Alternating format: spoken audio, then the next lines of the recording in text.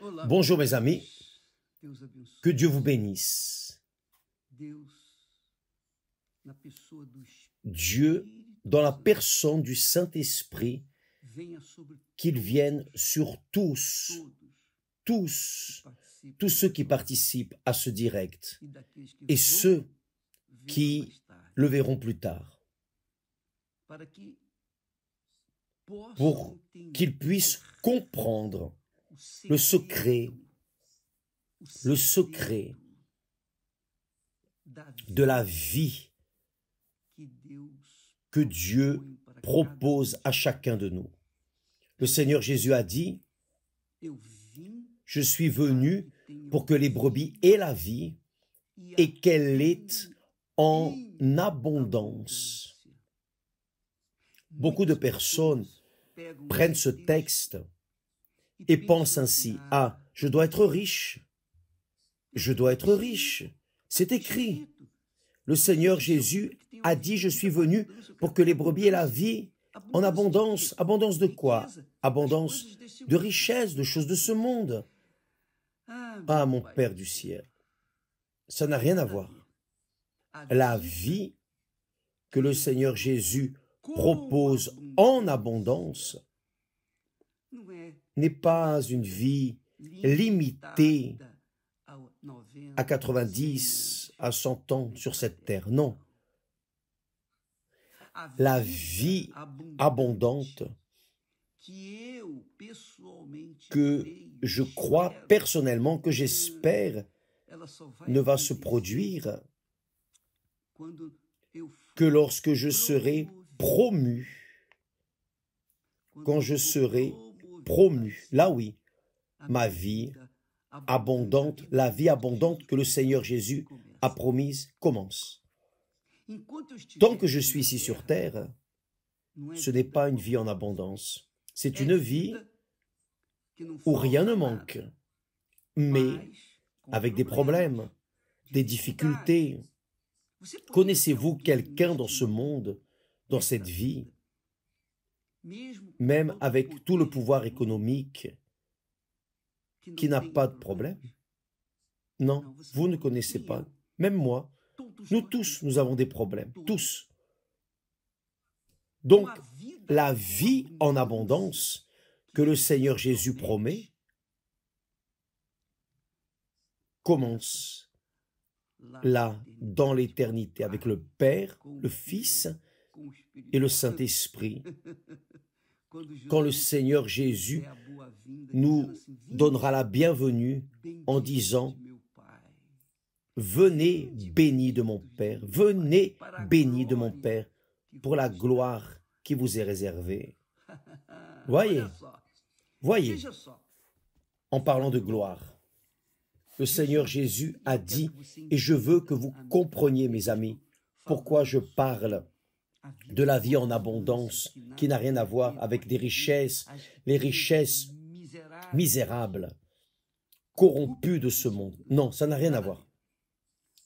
La richesse de Dieu, c'est de pouvoir vous promener avec lui, marcher avec lui, comme c'est arrivé avec Adam et Ève quand ils aidaient dans le jardin d'Éden.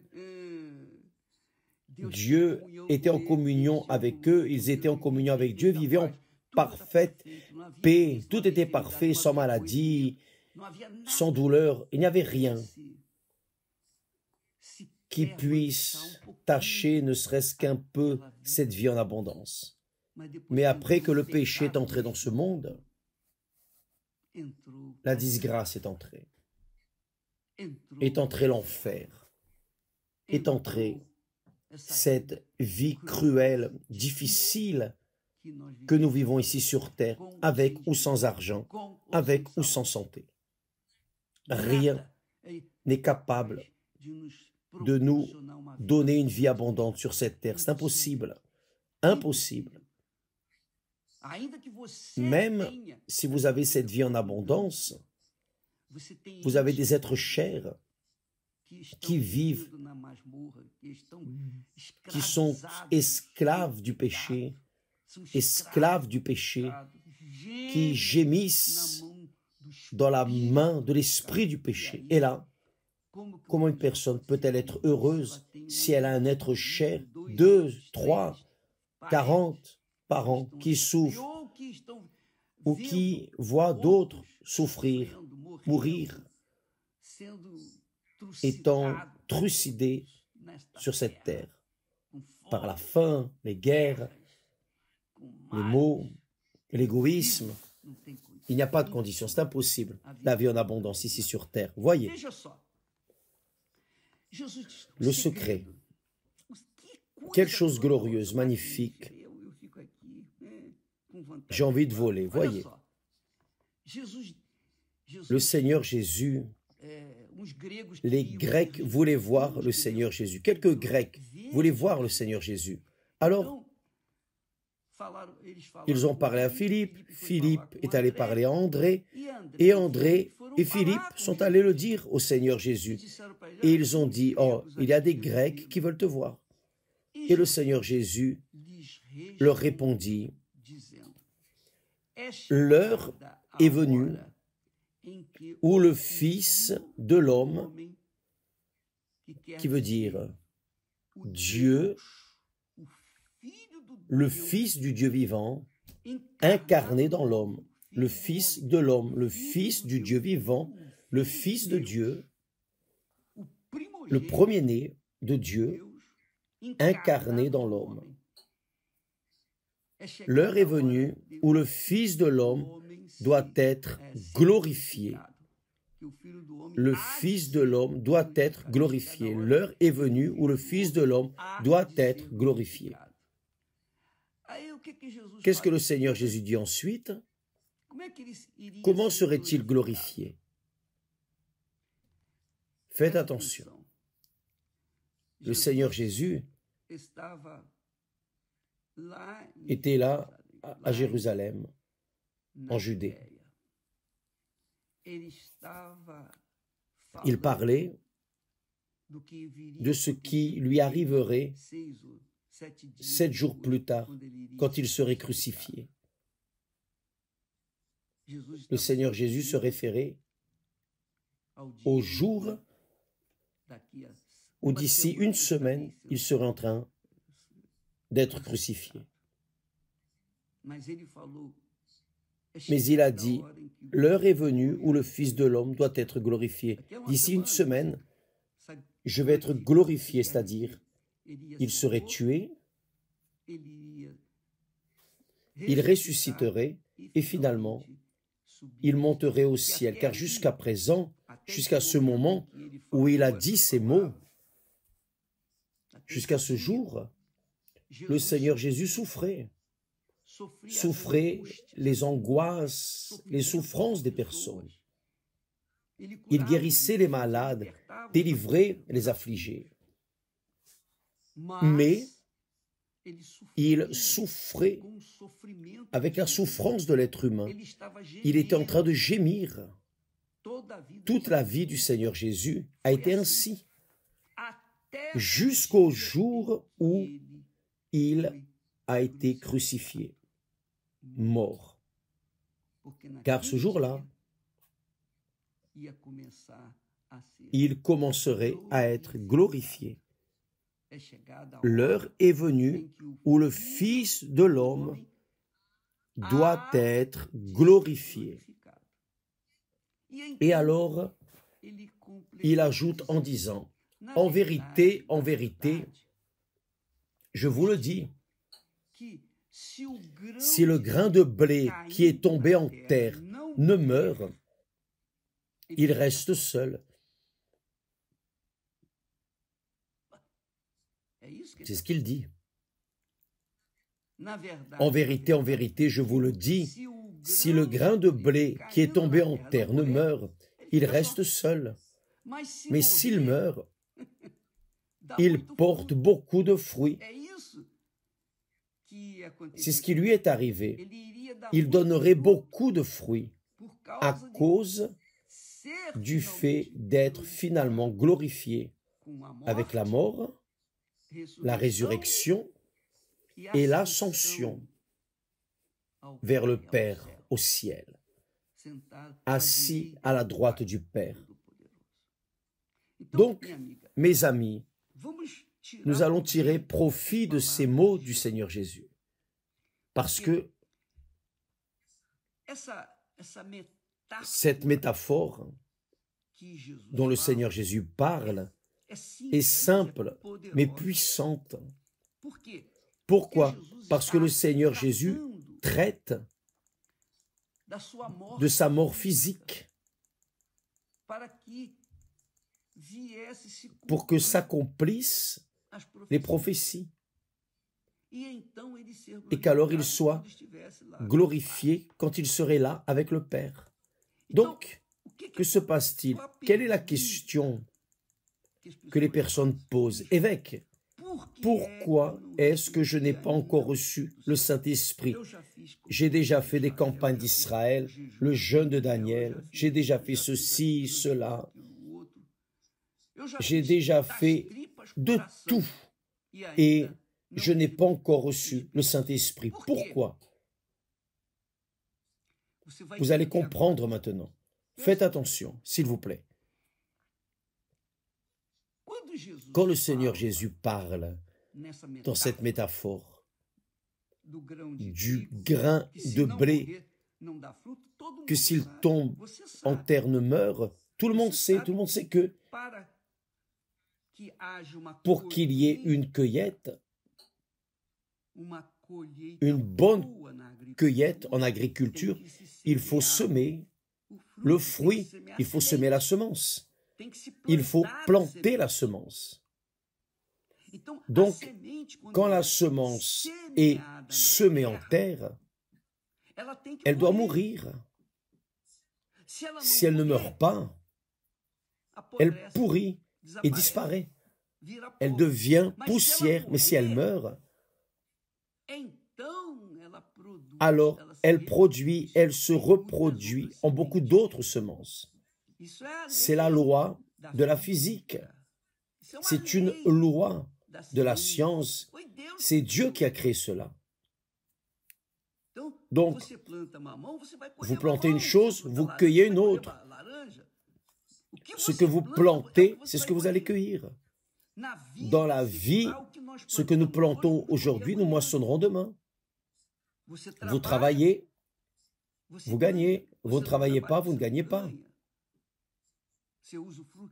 Vous utilisez votre droit de votre travail.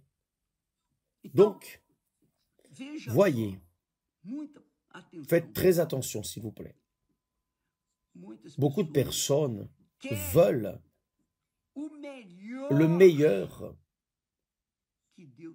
que Dieu propose aujourd'hui, en plein siècle XXI, veulent une vie nouvelle,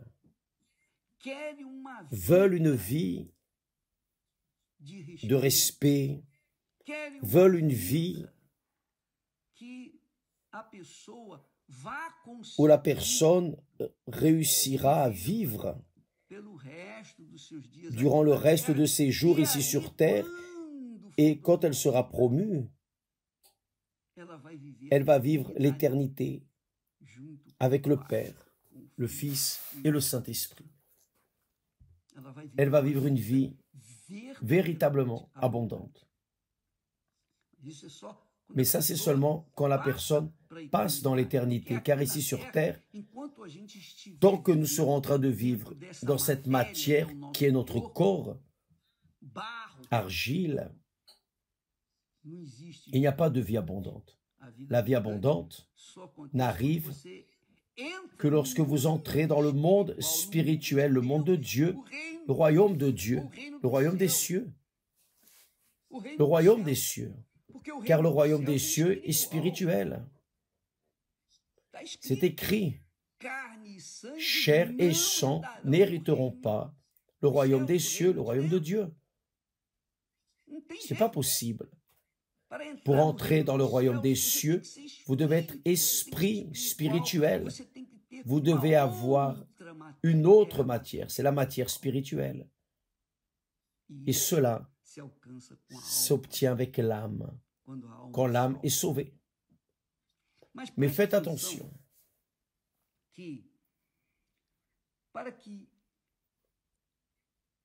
pour que je puisse naître de nouveau, être une nouvelle créature. N'est-ce pas ce que vous voulez? N'est-ce pas que ce que toutes les personnes veulent? Beaucoup de personnes se tuent car elles ne veulent pas continuer à vivre dans ce monde. Elles attendent une vie nouvelle pour l'éternité. Nous savons que cela n'arrive pas avec ceux qui se tuent. Mais il y a une chance pour ceux qui vivent dans ce monde. Ils ne veulent plus vivre, mais ne veulent pas non plus se tuer.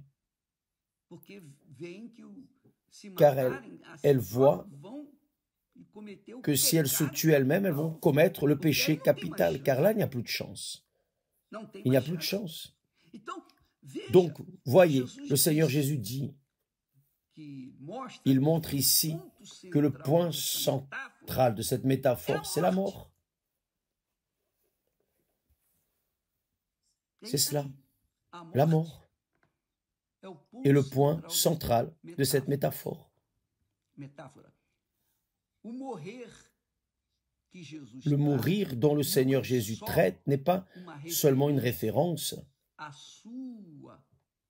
sa propre mort physique, mais aussi un accomplissement de la volonté de Dieu, du propos de Dieu, des prophéties. Il avait besoin de mourir pour qu'à travers son sacrifice, l'humanité puisse avoir l'opportunité de se réconcilier avec Dieu et entrer dans le royaume de Dieu. Voyez, faites attention. Vous faites des sacrifices pour avoir une formation professionnelle, n'est-ce pas? Vous étudiez dans une université 4, 5, 6 ans. Vous vous formez, vous devenez un professionnel qui dépendra de soi-même pour avoir une vie meilleure, grâce à Dieu. Mais vous avez dû sacrifier. 4, 5, 6, 7, 8 ans. Il y a des personnes qui étudient toute la vie pour avoir votre salaire à la fin du mois. Vous devez travailler chaque jour. Qui travaille, gagne. Qui ne travaille pas, ne gagne pas. Je sais qu'il y a les vagabonds qui gagnent sans rien faire, qui gagnent sur le dos des autres. Mais eux aussi cueillent de cette escroquerie. N'ayez aucun doute à ce sujet. Voyez bien, faites attention. Le Seigneur Jésus parle du sacrifice. Et quand on parle de sacrifice, tout le monde comprend. Tout le monde comprend. Les spirites, ceux qui professent la foi dans le vaudou, connaissent bien cette parole, qu'il faut qu'il y ait le sacrifice. Ils font des sacrifices de sang. Les Juifs faisaient des sacrifices avant que le temple ne soit détruit, qui est un genre du Seigneur Jésus. Ils faisaient leurs sacrifices. L'Église universelle promeut le sacrifice. Parce que dans le sacrifice, nous montrons, nous prouvons par-dessus tout à nous-mêmes que nous croyons. Car je ne sacrifierai pas ma vie si je ne croyais pas dans ce qui est promis dans la parole de Dieu. Je ne sacrifierai pas mes volontés si je n'avais pas la certitude, la conviction, l'absolue certitude que Dieu me récompenserait avec une vie nouvelle. Avez-vous compris? Donc, beaucoup de personnes sacrifient le matériel, le physique, l'argent, la propriété, font des dons, font sacrifier des animaux, sacrifient. Cela n'est pas difficile.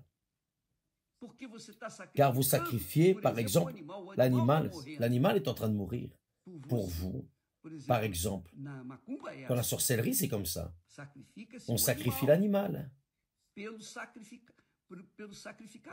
Pour le sacrificateur, la personne sacrifie pour recevoir un bénéfice, car elle croit dans la voix de l'esprit.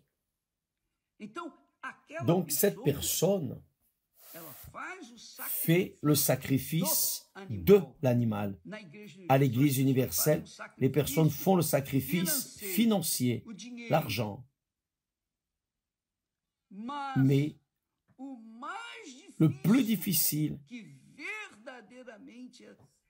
ce qui est véritablement un sacrifice, c'est la propre volonté. Et cela, peu ont le courage de sacrifier le propre jeu. Car sacrifier les choses, c'est facile. Il suffit d'obéir. Prenez une valeur, une somme, prenez quelque chose, mettez sur l'autel, vous avez sacrifié. Mais si vous n'avez pas sacrifié aussi votre volonté, vos convoitises, vos désirs illicites, ce sacrifice, vous pouvez être sûr, Dieu ne doit rien à personne, l'autel ne doit rien à personne. Vous avez mis sur l'autel, l'autel vous rend. Maintenant, si vous n'avez pas sacrifié votre propre vie, comment pouvez-vous recevoir le Saint-Esprit? Comment? Donc, ne venez pas avec cette conversation, à dire « Ah, j'ai déjà fait ceci, j'ai tout fait. » Donc, vous n'avez pas tout fait. Vous avez fait quelque chose, mais vous n'avez pas tout fait. Ce que vous devez faire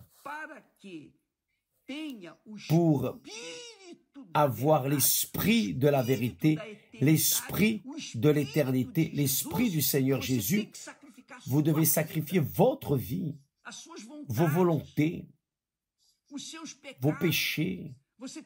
Vous devez les laisser.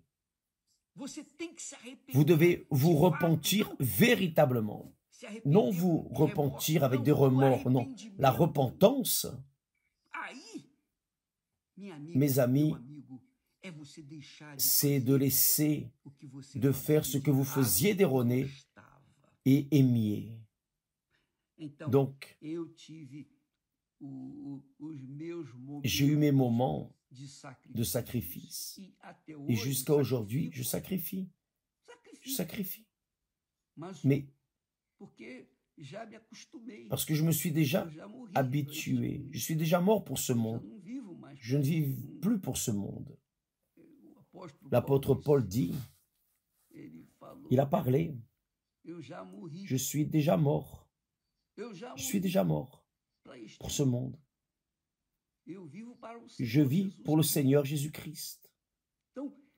Donc quand la personne sacrifie sa volonté, met son âme, sa volonté, ses désirs, ses convoitises, ça c'est l'âme. L'âme pleine de volonté, de désirs, de convoitises, notre âme veut les plaisirs, veut sentir, veut participer à la joie de ses volontés. Donc, quand vous sacrifiez vos volontés pour ce qui est plus important, car qui sacrifie, sacrifie pour quelque chose de plus grand. Personne ne sacrifie pour quelque chose d'inférieur ou d'égal. Il n'y aurait pas besoin de sacrifice. Quand le Seigneur Jésus dit, si le grain de blé qui est tombé en terre ne meurt, il reste seul. Il reste seul. Et cela arrive. Les personnes font leur sacrifice économique, mais ne font pas leur sacrifice spirituel, leur âme, leur désir, leur convoitise, leur péché. Ne sacrifient pas. Ne sacrifient pas. Comment vais-je laisser mon amant? Comment vais-je laisser? Je discutais avec une épouse Elle m'a dit, évêque, quand je travaillais à Brasilia, où nous étions à Brasilia, et nous parlions de ce sujet du sacrifice, beaucoup de personnes ne voulaient pas renoncer à leurs images, ne voulaient pas renoncer à leurs cadres, les images et figures faites. Elles me disaient, ces personnes, comment vais-je casser une image qui a été faite très chère, c'est-à-dire ces idolâtries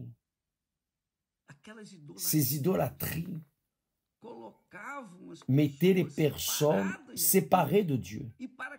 Et pour qu'elles puissent se rencontrer avec Dieu, le Saint-Esprit, elles devaient arracher de leur cœur. Mais elles ne le voulaient pas. Ah non, je ne veux pas, en aucune manière. Non, j'ai payé très cher pour cet art sacré.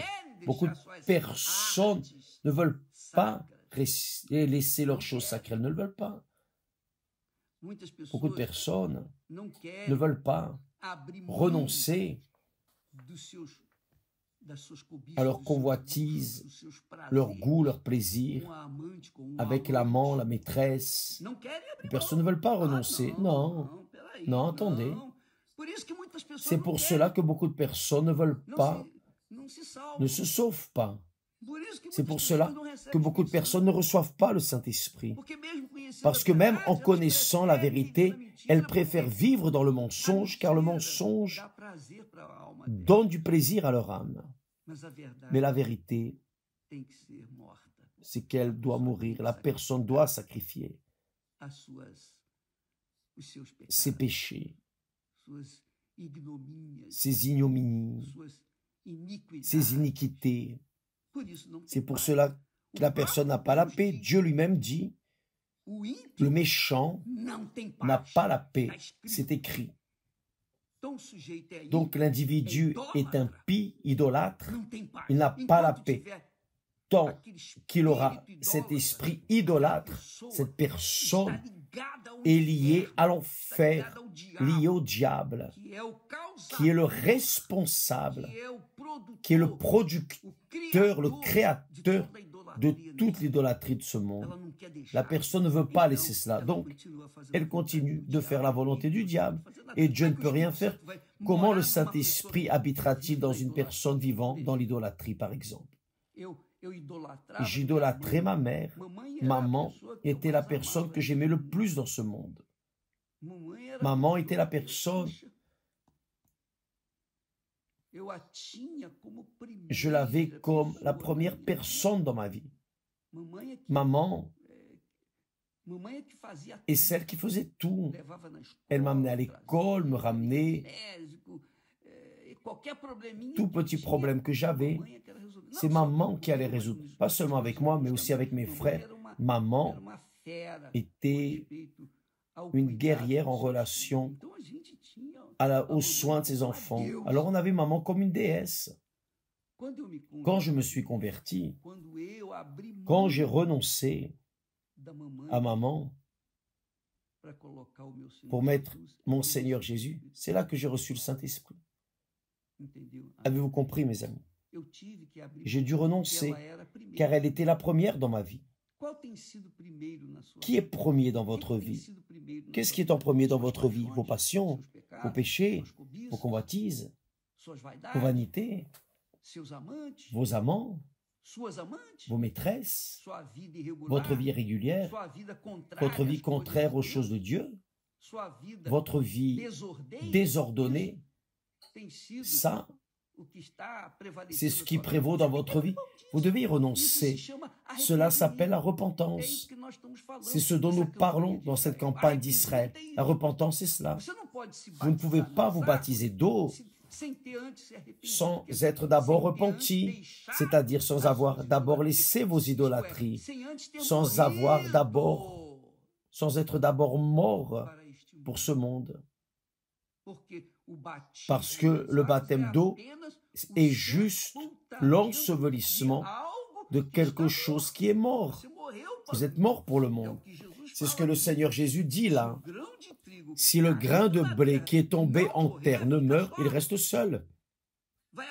Il va pourrir, disparaître. Mais s'il meurt, il porte beaucoup de fruits. C'est ce qui arrive avec la semence du blé ou n'importe quelle semence. Elle se multiplie indéfiniment. Elle se multiplie, se multiplie. Il y a des milliers d'années, nous voyons les semences se multiplier jusqu'à aujourd'hui. Jusqu'à aujourd'hui. Ceux qui se préparent pour la troisième et dernière guerre, ont déjà des semences, ont déjà une banque de semences gardées à 7 clés de tout ce qui existe dans ce monde pour que lorsque terminera, ils pensent quand terminera la dernière guerre, alors qu'ils puissent planter et avoir de nouveau des fruits.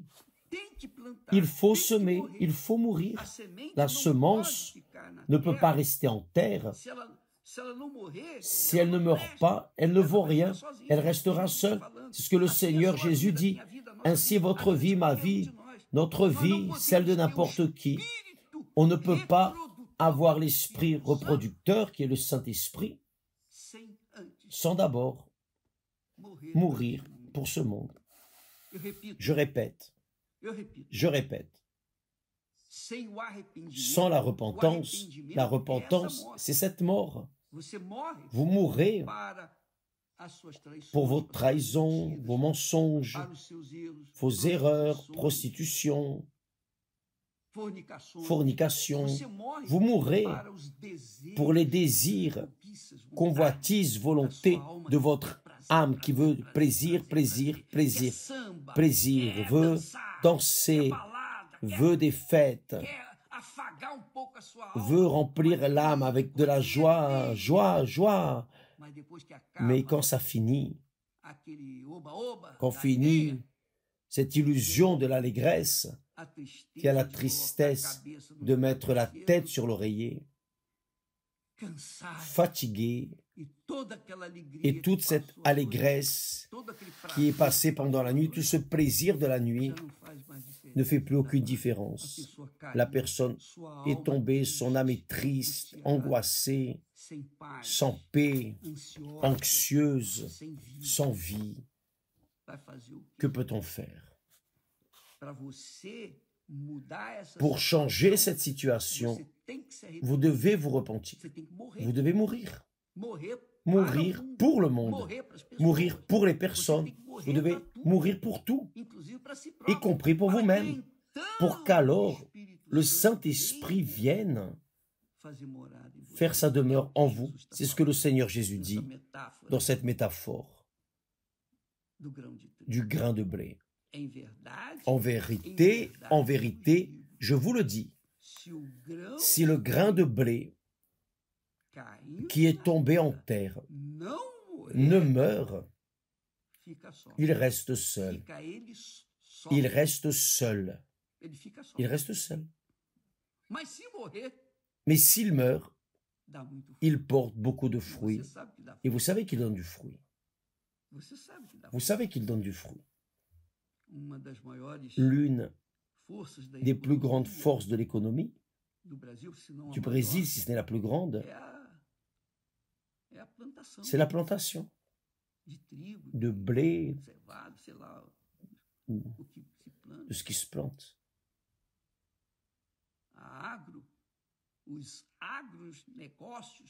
Les affaires d'agriculture et ce qui soutient tout le monde, c'est tout le monde a besoin de manger, tout le monde doit manger chaque jour, donc il faut multiplier les semences. Et les semences sont multipliées. Mais pour que la semence se multiplie, d'abord elle doit mourir. elles doivent mourir. Elles doivent être semées dans la terre. Et là, oui, elles vont mourir, ou plutôt, elles sont semées mortes. C'est le baptême d'eau. Qu'est-ce que le baptême d'eau? Le baptême d'eau, c'est la même chose. La personne se repent, elle consciemment, elle meurt pour elle-même. Non, je ne veux plus cela. Ce n'est pas une question de sentiment. Ah, je sens, j'ai des remords. Non, les remords ne vont pas résoudre. Judas Iscario a eu des remords, mais les remords n'ont pas résolu son problème. N'ont pas résolu. Il a été en enfer, car il ne s'est pas repenti. Il ne s'est pas repenti. Pierre s'est repenti.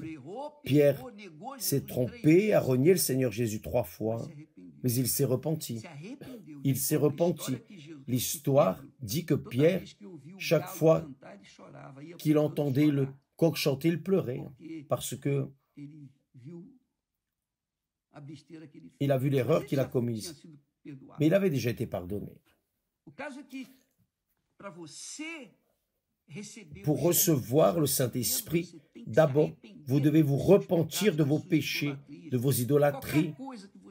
Quoi que vous fassiez qui contrarie la volonté de Dieu, c'est un péché, tout ce qui contrarie la volonté de Dieu. Parce que si vous contrariez la volonté de Dieu, vous cessez de servir Dieu, de l'aimer. Le Seigneur Jésus a dit, celui qui fait ma volonté, c'est celui qui m'aime. C'est celui qui m'aime. Qui ne fait pas ma volonté ne m'aime pas. Donc, si vous dites que vous aimez le Seigneur Jésus juste avec le cœur, la bouche, ça ne vaut pas. L'amour doit être pratiqué. Vous devez assumer que vous n'allez pas vous servir vous-même avec vos volontés. Vous allez vous renier vous-même. Vous allez mourir pour vous-même. Et là, oui, je veux me baptiser. Le baptême signifie l'ensevelissement. On n'ensevelit qu'une personne lorsqu'elle est morte. C'est seulement après la mort qu'elle est ensevelie. Et une fois ensevelie et relevée dans les eaux, des eaux, là oui, les cieux s'ouvrent pour souhaiter la bienvenue de la part de notre Seigneur Jésus. Le bienvenu du Père. Voici mon fils, voici ma fille aimée, en qui j'ai mis toute mon affection, car elle a laissé sa volonté pour faire ma volonté. Elle est morte pour le monde, pour vivre pour moi. Donc, elle reçoit le Saint-Esprit. Tant qu'il n'y a pas cette attitude, j'espère, je crois, je prie pour que Dieu vienne vous faire comprendre, car peut-être que mes paroles, beaucoup de paroles, on s'enroule un peu, on ne parle pas clairement, on n'arrive pas au point, mais le Saint-Esprit, le Seigneur sait, mon Dieu, ce que je veux pour ces personnes. Et le Seigneur, seul le Seigneur peut faire cela. Convaincre les personnes. Mes amis, avant le baptême d'eau, il faut qu'il y ait la mort. Les eaux sont la terre qui reçoit la semence. Mais la semence est déjà morte. Si elle n'est pas morte, elle ne va pas naître.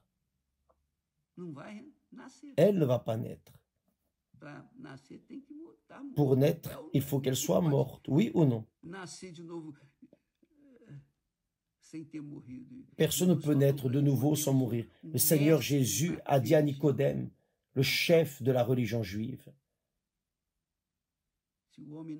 si un homme ne naît pas de nouveau, il ne peut pas entrer. Il ne peut pas voir le royaume de Dieu.